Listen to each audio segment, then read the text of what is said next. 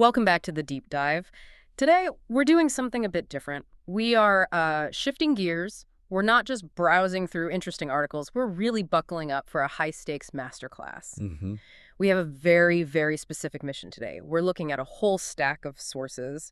Miller's Anesthesia, 10th edition, Morgan and Mihail, clinical casebooks like Puneet Khanna's, and we're even looking at the latest DNB question bank trends. That's right. And we are synthesizing all of that into the absolute holy grail for anyone preparing for their MD anesthesiology final exams. That's exactly it. And to be very specific, we should treat this session as a dedicated coaching session. Imagine you were sitting right across the table from a senior faculty member. Yeah. Maybe you're preparing for the Gujarat University exams or the DNB boards, and our job is to get your answers from, I think I know this, to absolute examiner-ready perfection. Exactly. Viva voce perfection. We are diving into what I like to call the holy trinity of pediatric anesthesia exams. The Holy Trinity, I like that. We're covering the crucial differences between the adult and pediatric airway, then the specific diseases and deformities of the upper airway, and finally, that absolute beast of a topic, bronchopulmonary dysplasia, or BPD. And look, these are the topics that really separate the pass from the fail.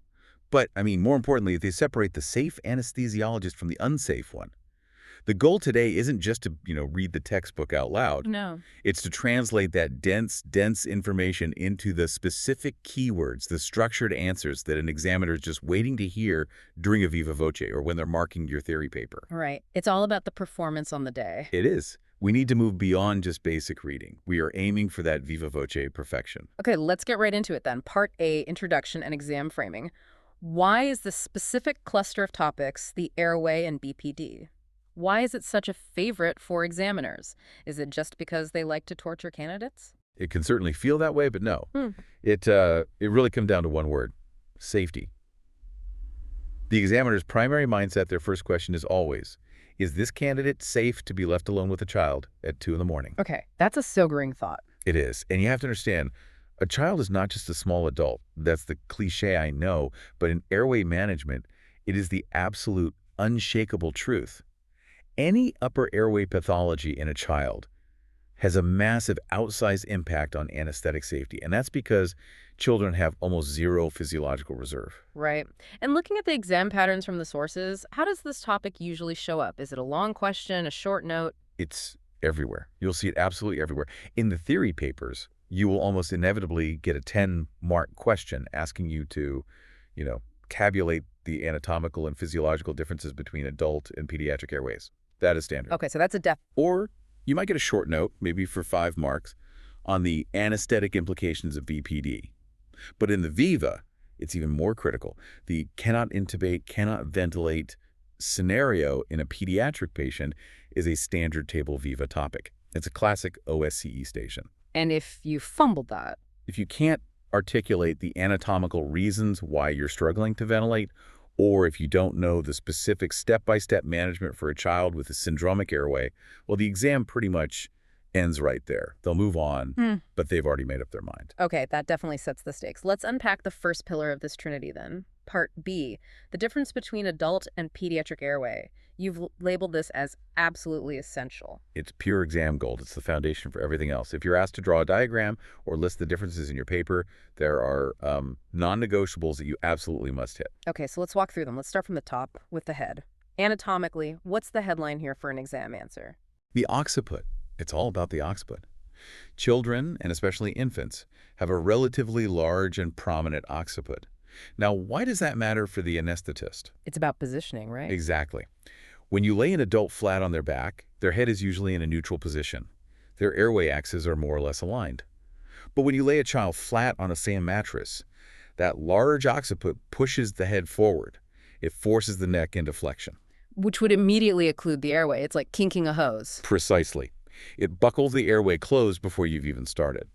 So the exam tip here is to mention positioning immediately.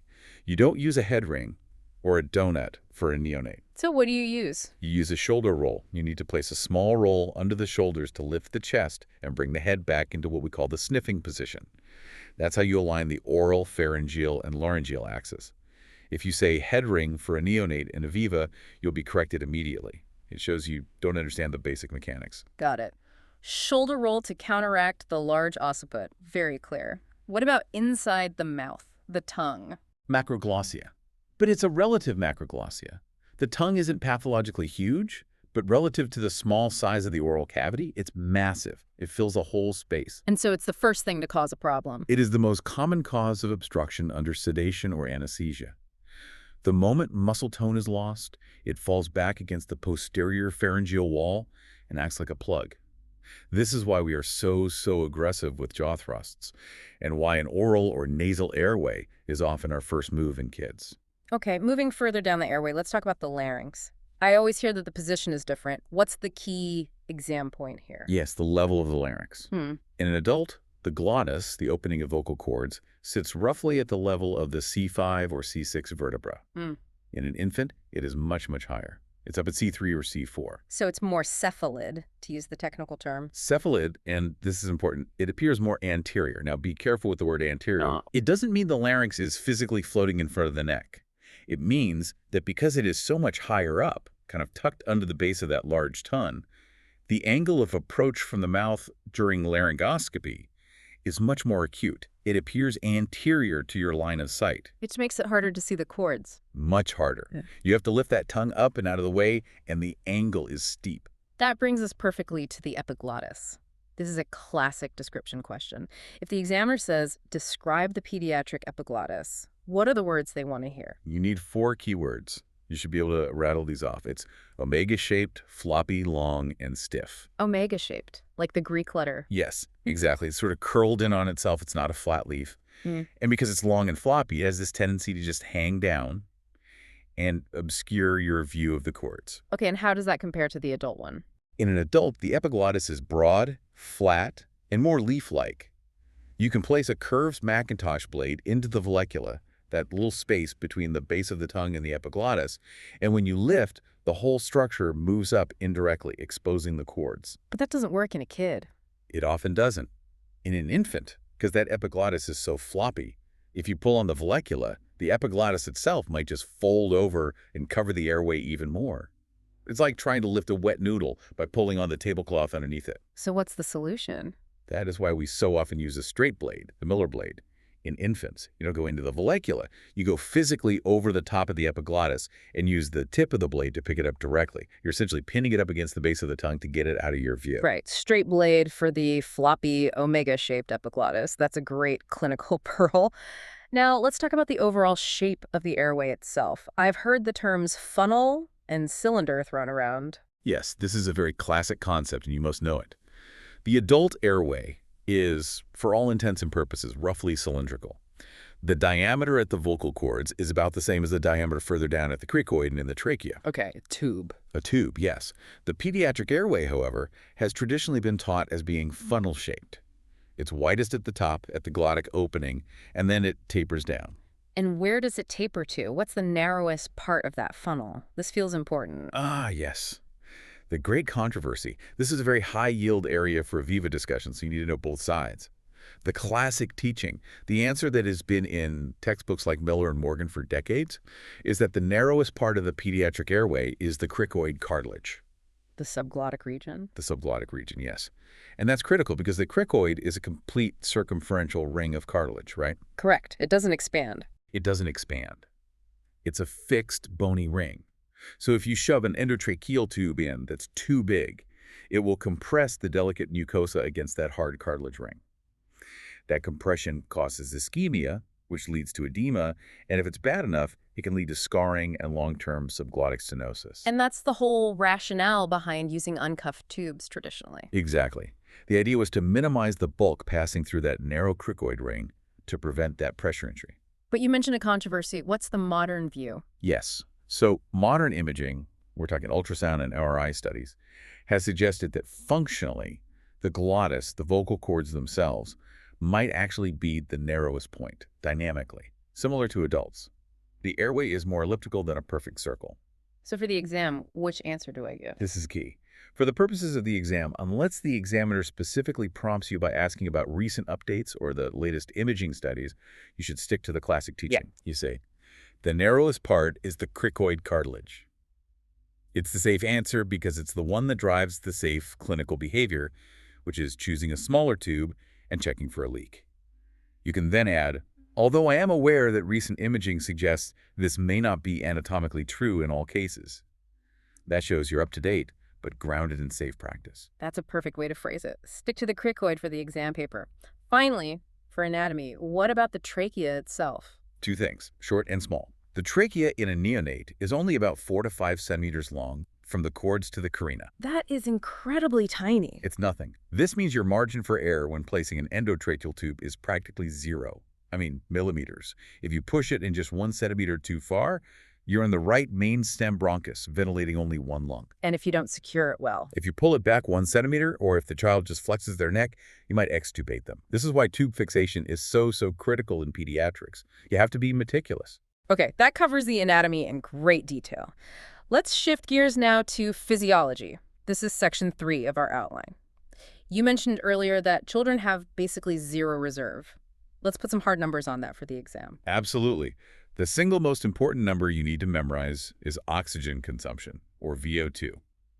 In a resting adult, basal oxygen consumption is about 3 to 4 milliliter per kilogram per minute. In an infant, it is 6 to 8 milliliter per kilogram per minute. So it's literally double the metabolic demand. They're burning through oxygen twice as fast. Double the demand, exactly. Now let's combine that with the supply side of the equation. We need to talk about functional residual capacity, or FRC. That's the oxygen tank, right? The air left in your lungs after a normal exhale. Precisely. It's your oxygen reservoir during apnea. In children, the FRC is much smaller relative to their body size and, crucially, relative to their oxygen consumption compared to adults. So let me get this straight. You have double the fuel consumption, but you have maybe half the size of the gas tank. That's the perfect analogy. And the math is just brutal. High demand plus low storage equals rapid catastrophic desaturation. When an adult becomes apneic, you might have 5, 6, 7 minutes before they desaturate if you've pre-oxygenated them well. But in a child? In an apneic infant, you have seconds. Maybe 30 to 60 seconds. It is terrifyingly fast. That really underscores the urgency. It's not a situation where you can afford to be indecisive. Not at all. Time is your enemy. Now, what about the chest wall mechanics? This is another key physiological difference. Okay. The chest wall in infants is highly compliant. The ribs are mostly cartilaginous. They're soft. They don't provide a rigid, stable cage like an adult's ribs do. What does that mean for the work of breathing? What are the implications? It leads to very inefficient mechanics. When a child struggles to breathe, let's say there's an obstruction, and they're trying to generate negative pressure to pull air in, what happens? In an adult, the rigid chest wall holds firm, and air is sucked into the lungs. But in a child with a soft chest wall... The path of least resistance is for the chest wall itself to collapse inward. You see this as suprasternal, substernal, or intercostal retractions. It's what we call paradoxical breathing. The seesaw breathing. Exactly.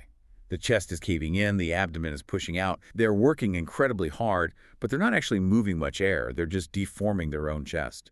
And what about airway resistance? I vaguely recall a law from physics class, something like Poiseuille's law. Yes, you absolutely must be able to quote Poiseuille's law in the theory paper. It states that resistance to flow is inversely proportional to the radius to the power of 4. To the power of 4, that's the critical part. That is the part that matters. It means that a tiny change in the radius of the airway causes a massive exponential change in resistance. Let's take an example. If you have 1 millimeter of edema in an adult with a wide 8 millimeter airway, it's a nuisance. The resistance goes up a bit. But in an infant? If you have that same 1 millimeter of edema in an infant with a 4 millimeter airway, you've just reduced the radius from 2 millimeter to 1 millimeter. You've halved the radius. This reduces the cross-sectional area by 75%. And because of that power of 4, you increase the resistance to breathing by 16-fold. 16-fold. From just 1 millimeter of swelling, that's just a staggering number. It is. It explains why a child with mild croup can deteriorate so quickly. A little bit of swelling has a catastrophic effect on their work of breathing. This is why we have a mantra in pediatric anesthesia. The airway is not a place for force. You have to be so gentle. Okay, so let's summarize the anesthetic implications in section 4. We've got the rapid desaturation we just discussed. We have difficult masked ventilation. Why is that? Yes, the facial anatomy. Infants have these lovely chubby cheeks, these fat pads, and a very flat, underdeveloped nose bridge. All of this makes it incredibly difficult to get a good seal with a face mask. You get leaks everywhere. And And then we have the intubation challenges we've already covered. The anterior larynx requiring that specific blade choice, usually a straight blade. Correct. And the short trachea, which means fixation, is paramount. Before we move on to pathology, let's just nail this down. Let's visualize that comparison table for section 5. If a listener is drawing a table in their head for the exam, what are the key rows they need? Okay, absolutely. Visualize 2 columns, adult and pediatric. Shape. For the adult column, you write cylinder. For pediatric, you write funnel. Got it. Shape. Cylinder versus funnel. Row 2, narrowest point. For adult, it's the glottis. For pediatric, you write cricoid and maybe put a little asterisk to mention the modern controversy if you have time. Okay. Glottis versus cricoid. Row 3, larynx level. Adult, C5, C6. Pediatric, C3, C4, and you can add anterior view in brackets. Right. Row 4, epiglottis adult. Flat, loop-shaped, pediatric, omega-shaped, floppy. Vocal cords. This is a subtle one. In adults, they're mostly perpendicular to the trachea. In infants, they're angled, with the anterior part lower than the posterior. This can sometimes cause the tube to get held up at the front. That's a great detail. And finally, Row 6. Breathing pattern. Adult is thoraco-abdominal. Pediatric is primarily diaphragmatic. They are belly breathers. This is important because any abdominal distension can severely compromise their ventilation. that is the money slide right there. That table is worth at least 5 marks on its own. Absolutely. Memorize that table. Okay, let's move on. Part C, diseases and deformities of the upper airway. This feels like where the rubber meets the road, where that pristine anatomy we just discussed meets a clinical disaster. That's a good way to put it. We generally classify these into congenital things you're born with and acquired things that happen later. Let's start with congenital. What are the high-yield conditions the examiner will expect you to know inside and out? The very first one you must know, top of the list, is Choanal Atresia. Okay, and this is a blockage at the back of the nose, right, where the nasal passage meets the pharynx.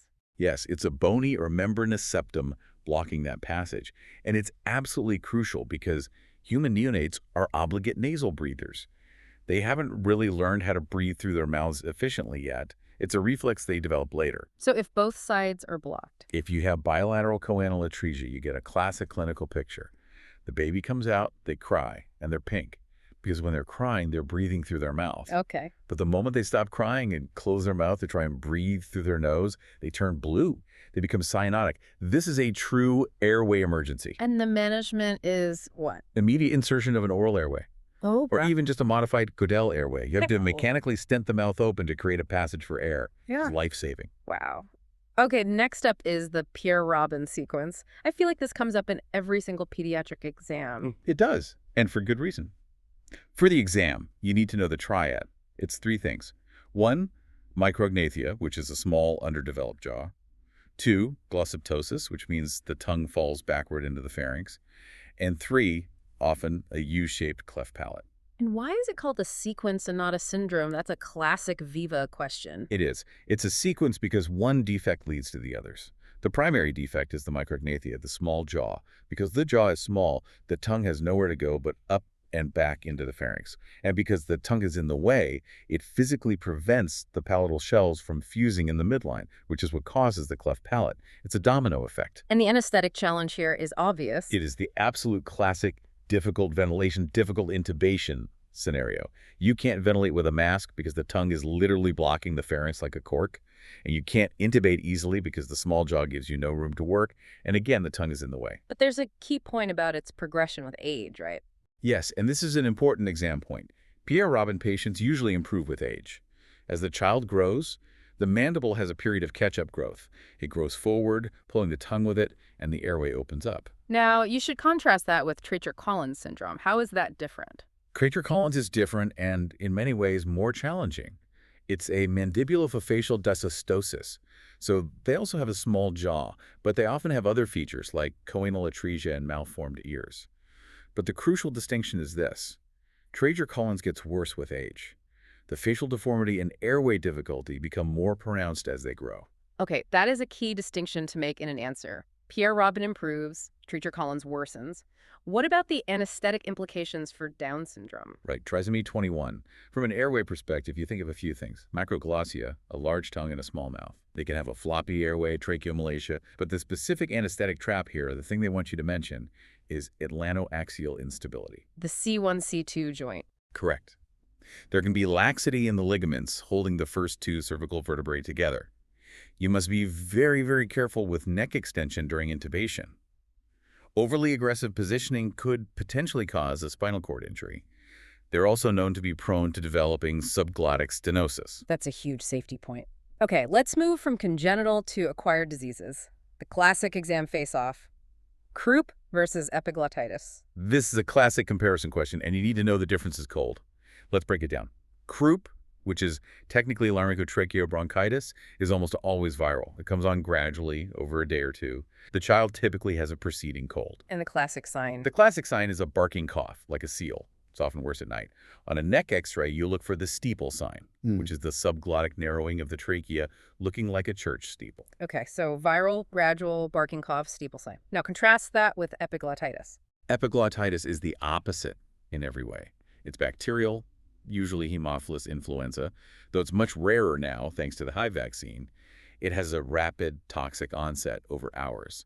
The child looks very sick. And what are the signs here? They are drooling because it's too painful to swallow their own saliva. They're often sitting bolt upright in a tripod position, leaning forward to maximize their airway. On a lateral neck x-ray, you see the classic thumb sign. The swollen, inflamed epiglottis looks like a thumb sticking out. And the difference in management is literally life or death. Absolutely. With a child with suspected epiglottitis, there is one golden rule. Do not agitate the child. Don't make them cry. Do not make them cry. Do not try to look in their mouth with a tongue depressor in the emergency room. Do not try to start an IV line while they are awake and screaming. Crying generates turbulent airflow and can convert a partial, stable obstruction into a total, complete obstruction due to dynamic airway collapse. So what do you do? How do you manage this child? You do as little as possible. You keep them calm, often in their parents' lap. You gently transport them directly to the operating room. You must have the ENT surgeon scrubbed and ready for a rigid bronchoscopy or an emergency tracheostomy. And the induction. You do a gentle inhalational induction with sevoflurane in 100% oxygen, often with the child still in the sitting position. You induce them slowly, keeping them breathing spontaneously. You only secure the IV after they are safely asleep and the airway is managed. That leads us perfectly into Section 9. Anesthetic management of upper airway diseases in general. You mentioned spontaneous ventilation. Why is that so absolutely critical? This is probably the most important concept you can articulate when managing a child with a known or suspected obstructed airway. You have to understand that the child's airway patency is often being actively maintained by their own skeletal muscle tone. They're fighting, using their accessory muscles to keep it open. So if you paralyze them. If you give a muscle relaxant, or even if you just deepen the anesthesia too quickly and they become apneic, that muscle tone is lost. The airway simply collapses completely. And then you're in that nightmare, can't intubate, can't ventilate scenario. Exactly. And because of the underlying pathology, you might not be able to intubate them either. Now you have a paralyzed apneic child with a completely obstructed airway, and the clock is ticking very, very fast. That is the nightmare we were trying to avoid. So the mantra is maintain spontaneous ventilation. Maintain spontaneous ventilation, Yeah. SV. We use a gentle inhalational induction, usually with sevoflurane and 100% oxygen. We let the child breathe themselves down to sleep. As long as they are breathing, they are moving air, and we have time. Are there any adjuncts that can help during this process? Yes. Applying some continuous positive airway pressure, or CPAP, via the mask can help. It acts as a pneumatic stent to help keep the floppy parts of the airway from collapsing on inspiration. Okay.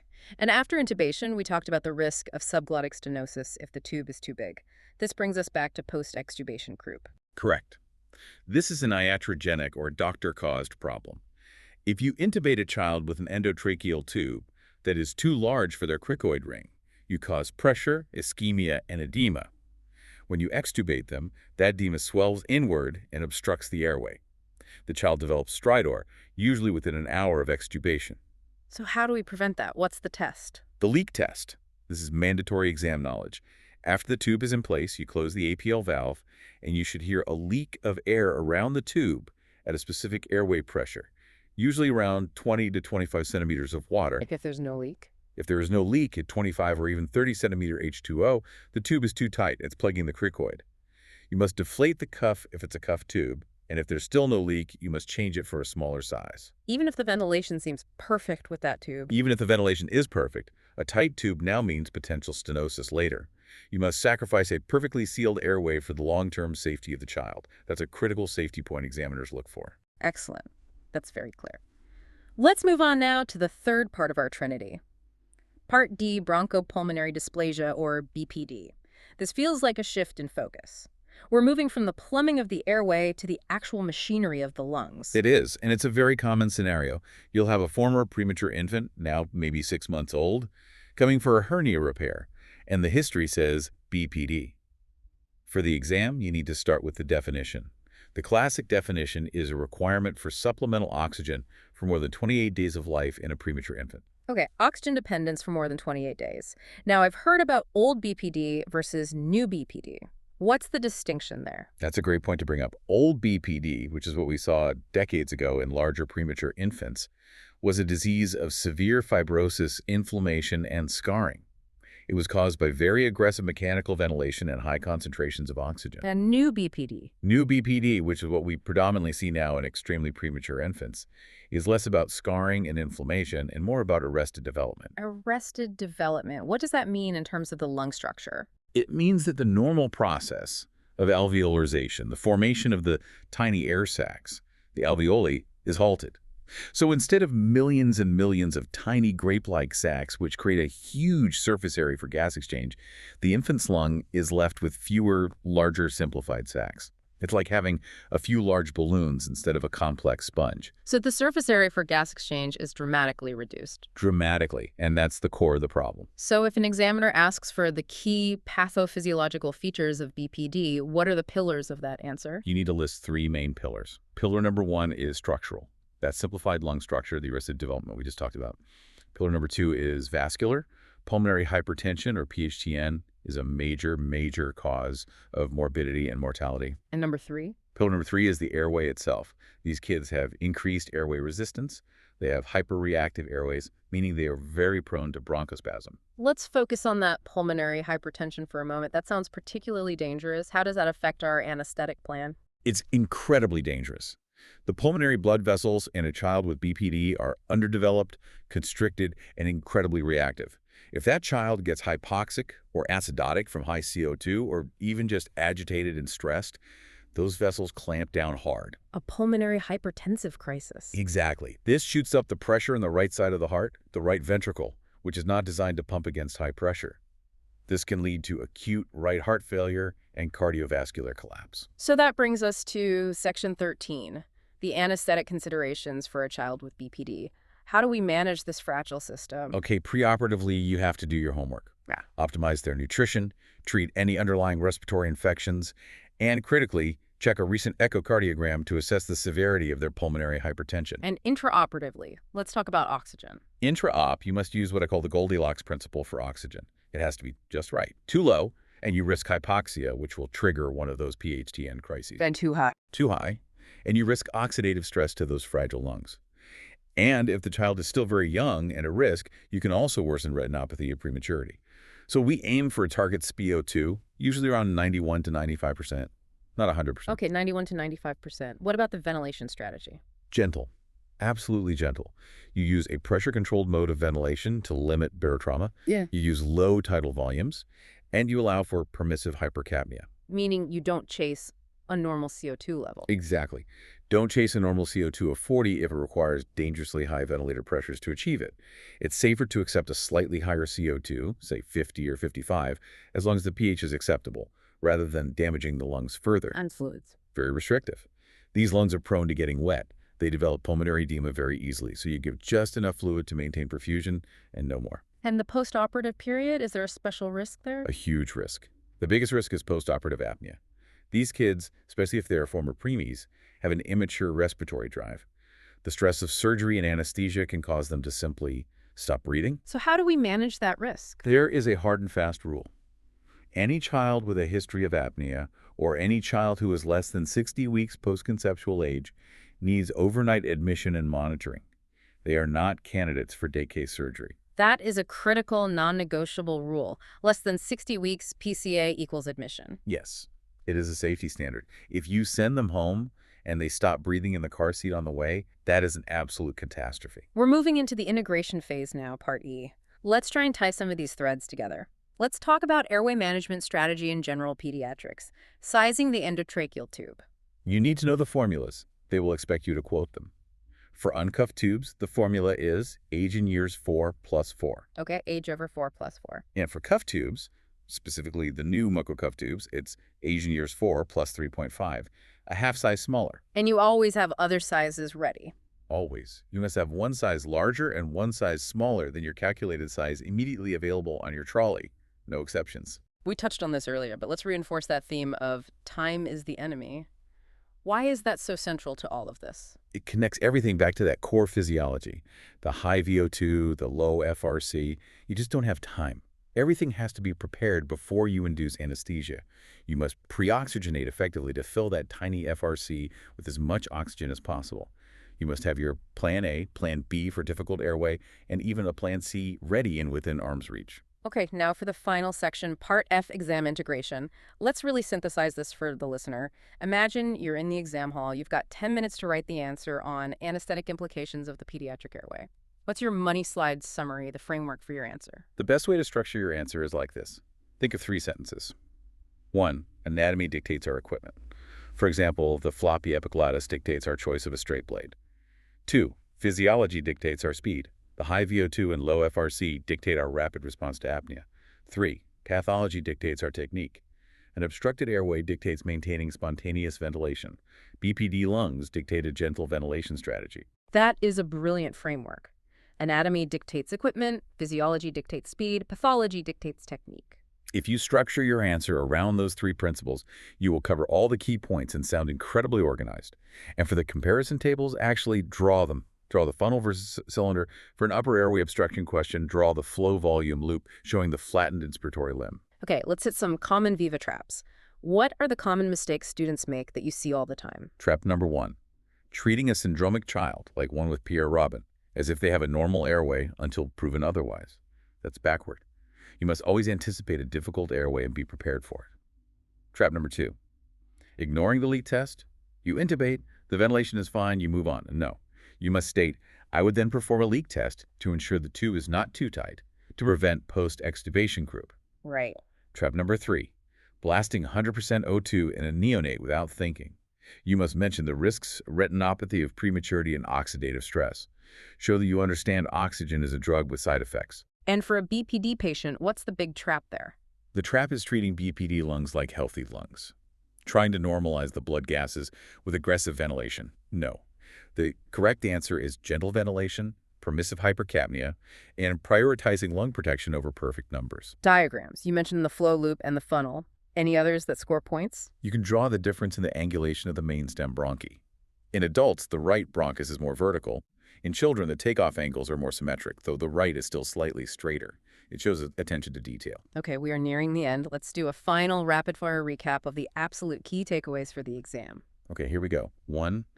Big head, big tongue, high anterior larynx. That's your anatomy summary. 2. High oxygen demand, low FRC. That's your physiology summary. This means they desaturate fast. 3. BPD equals arrested lung development plus a high risk of pulmonary hypertension. 4. In an obstructed airway, spontaneous ventilation is safe ventilation. Do not paralyze the child. 5. Post-conceptual age less than 60 weeks equals mandatory overnight monitoring for apnea. No day surgery. And what's the final closing thought you'd leave our MD candidate with as they walk into that exam room? In the exam, safety is always your primary answer. Whatever the question, frame your response around what is safest for the child. If you can justify why your plan is safer because of this specific physiology or this specific pathology, you will pass.